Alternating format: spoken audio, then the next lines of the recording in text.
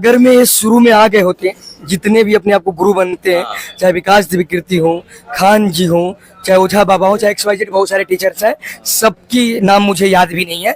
Reels बना बना कर जो माइंड वॉश करते हैं, ये अगर मैं उस वक्त एक रील्स छोटा सा बना दिए होते, आए नहीं होते, एक रील्स छोटा सा बना दिए होते, एक ट्वीट छोटा कर दे, एक मैसेज उसी दिन दे दिए होते, जब हम लोग जिस दिन घटना घटी थी ओल्ड राजेंद्र में वहां बैठे थे रावाइस के बीच में, तो हम लोगों का सम्मान न इन गुरुओं के लिए इस सर आंखों पर हो जाता और पूरा गाली गलौज करते हुए, मारते पीटते हुए। अच्छा, गाली गलौज कौन कर रहा था? पुलिस वाले। अच्छा, पुलिस वाले। हाँ, गाली गलौज माँ बहन की, मारते पीटते।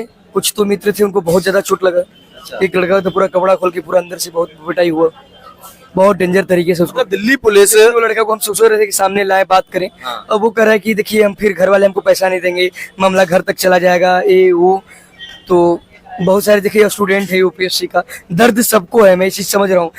नमस्कार दोस्तों, जैसा कि आप जानते हैं मुखर्जी नगर, करोल बाग, ओल्ड राजेंद्र नगर में फिलहाल यूपीएससी की प्रिपरेशन करने वाले छात्र सड़कों पर हैं और हमारे साथ विक्रम जी हैं। इनको आप जानते ही हैं बहुत ही अच्छी तरह से।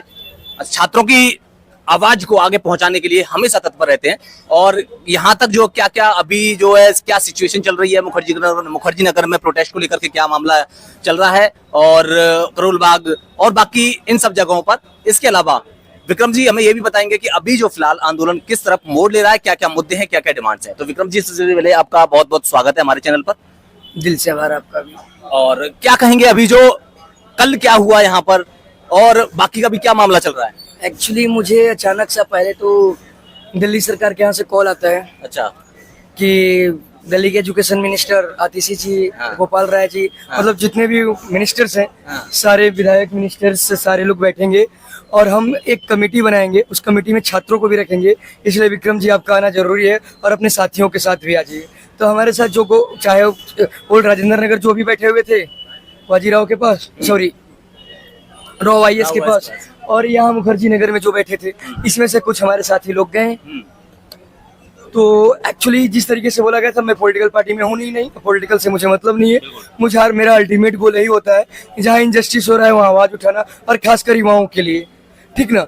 तो हम वहाँ पर गए थे, अपनी वो लोगों ने बातें रखा, हम लोगों से बातें लिया। उन्होंने बोला कि ठीक है कमेटी बनेगी, हम कमेटी में जो भी सुधार की, या लगता है कि जो भी छात्रों की समस्याएं हैं, लाइक आतिशी मैम ने खुद बोला, गोपाल राय सर ने, सब लोगों ने बोला खुद, बट ये बैक टू बैक जो घटनाएं घट रही थी, तो अपने आप को रोकना बड़ा मुश्किल हो रही थी।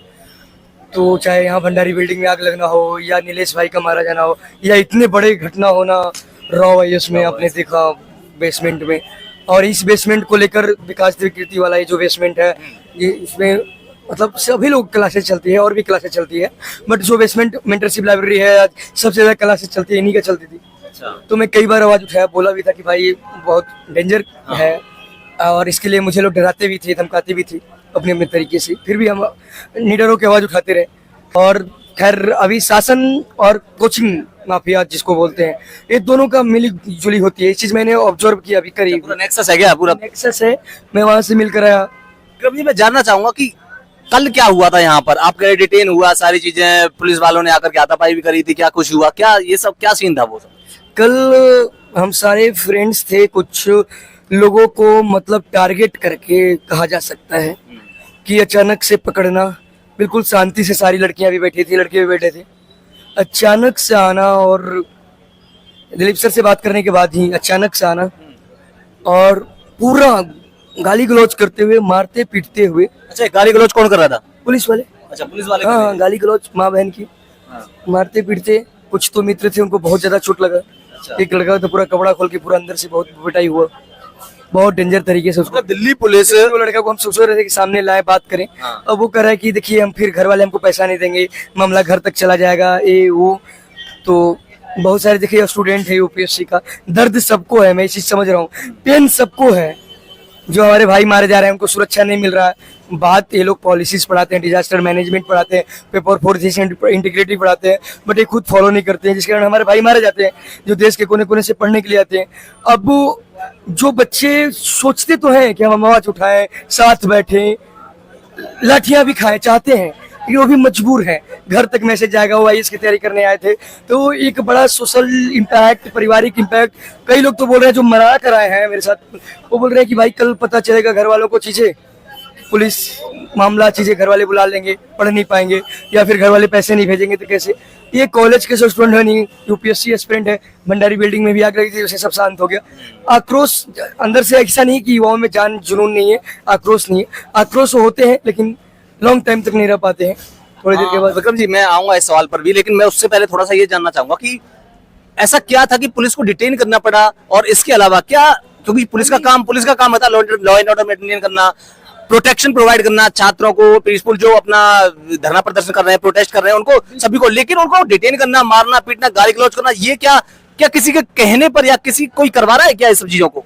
पता नहीं किसने टारगेट किया क्या है, क्योंकि आपको पता होगा बारिश होने वाली थी, जस्ट उससे पहले हम लोगों को खींच के अंदर डाला जा रहा है गाड़ियों में, पीटते हुए, गाली देते हुए। उसके बाद बारिश तेज होती है, उसके बाद ना कोई वीडियो ना कुछ भी पता चलता है। वहाँ का सीसीटीवी निकलवाएंगे तो शायद मिल जाए चीजें। और डराया गया, धमकाया गया, तो कहीं न कहीं अच्छा, युवाओं के, छात्रों के आवाज को दबाने के लिए पूरी प्रयास किया गया, और फिर धमकी भी दिया गया, घर तक का एड्रेस लिखा गया अच्छा। कि कुछ नहीं होगा तो तुमको वहां से समझ सकते हैं। एक स्टूडेंट, हम लोग मध्यम परिवार के हैं, किसान परिवार के, पढ़ने लिखने हैं, अब सब डरता है यार कि क्या मतलब है पंगे में पढ़ना। बिल्कुल विक्रम जी, एक और चीज मैं थोड़ा सा जानना चाहूंगा कि अभी जो है आपका प्रोटेस्ट चल रहा है, वहाँ इधर राजेंद्र नगर में चल रहा है, करोल बाग में भी, यहाँ पर भी हुआ था, कैंडल मार्च वगैरह भी निकाला था, लेकिन अभी बैठे भी थे यहाँ, वही तो हुआ एसबी, बिल्कुल। ये अपार्टमेंट के सामने दृष्टि की जो ऑफिस है, वहाँ हम बैठे हुए थे। लेकिन मुझे लगता है कि प्रोटेस्ट कहीं दूसरा कोई और मोड ले लिया है, मुद्दों से भटक रहे हैं, या फिर क्या उनको लीडरशिप नहीं मिल रही है, क्या वजह है? लीडरशिप ही नहीं मिल रही है, और कुछ मीडिया जो बायसनेस है, कुछ लोग इंटेलेक्चुअल लोग हैं, वो अपने तरीके से वो बातें रखने में माहिर है। कुछ लोगों का सीन और है, वो सीन है कि वो कुछ पॉलिटिकल माहौल तो बनाना चाह रहे हैं, जो एंटी एलिमेंट चाह रहे हैं, घोषणा चीजें, बट हम कहते हैं जो सच में प्रॉब्लम है युवाओं की, उसको पॉलिटाइज नहीं करके उस पर सच में एक कमेटी बने और उस कमेटी पर काम हो, तब ये सुधर सकते हैं। तो आए दिन ऐसा हमेशा होगा तो फिर तो आप सोचो कि क्या होगा इस राष्ट्र के युवाओं का, जिस राष्ट्र के युवाओं की प्रमुख भूमिका होती है। या विश्व गुरु हम कैसे बनेंगे, आप बताओ? विश्व गुरु की बात होती है और युवा पर ही ऐसे आवाज उठाए तो लाठियां मारा, झूठे मुकदमा, मीडिया में आपसे बात कर दिया जाए तो क्यों? अरे I respect law and order, मैं भी स्टूडेंट रहा हूँ, अभी भी हूँ, पढ़ता हूँ, पढ़ाता हूँ, एग्जाम बैक टू बैक दे रहा हूँ यूपीएससी का, हमने भी पढ़ा है। हम एक एक लॉ को फॉलो करने वाला व्यक्ति है, एंटी एलिमेंट नहीं है, एक सभ्य तरीके से हम अपनी बातें रख रहे हैं।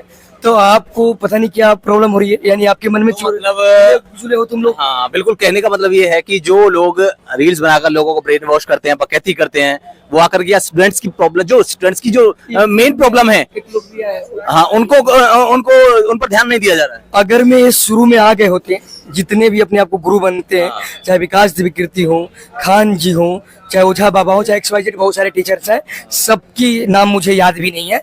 रील्स बना कर जो माइंड वॉश करते हैं, ये अगर मैं उस वक्त एक रील्स छोटा सा बना दिए होते, आए नहीं होते, एक रील्स छोटा सा बना दिए होते, एक ट्वीट छोटा कर दे, एक मैसेज उसी दिन दे दिए होते, जब हम लोग जिस दिन घटना घटी थी ओल्ड राजेंद्र में, वहां बैठे थे रावाइस के बीच में, तो हम लोगों का सम्मान न इन गुरुओं के लिए इस सर आंखों पर हो जाता, और कोई दे या ना दे, विक्रम स्पेशली आकर इन लोग के लिए जान देता। विकास द्विकृति लोगों के लिए, विकास द्विकृति हो, चाहे खान हो, चाहे इन लोगों के लिए, कि भाई सच में युवाओं के ये सिर्फ रील्स नहीं बनाते हैं, सिर्फ बिजनेस नहीं करते हैं, ये सच में उनकी संवेदनाएं, दर्द को समझते हैं।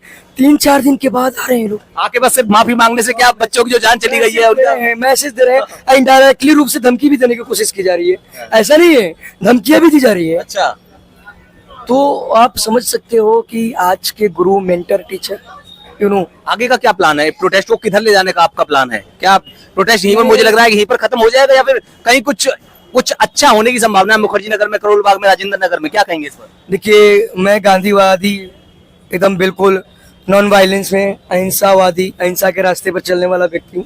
अब मैं इसी को फॉलो करते हुए, देखिए अभी हमारे बीच में आनंद जी आ रहे हैं, आनंद भाई जो 2 बार IAS का इंटरव्यू दिए, इस बार भी मेंस लिख रहे हैं, लेकिन उन्होंने जैसे पता चला कि पुलिस ने, मेरे जैसा इंसान जो हमेशा मैंने सोसाइटी के लिए, लोगों के लिए अलग अलग संस्थाओं के साथ मिलकर काम किया, यूनिसेफ के साथ मिलकर, यही अम्बेडकर पार्क में हम लोगों ने स्लम से क्लासेस चलाया था, बिना कोई एनजीओ, बिना ट्रस्ट के, बिना कोई ऑर्गेनाइजेशन के।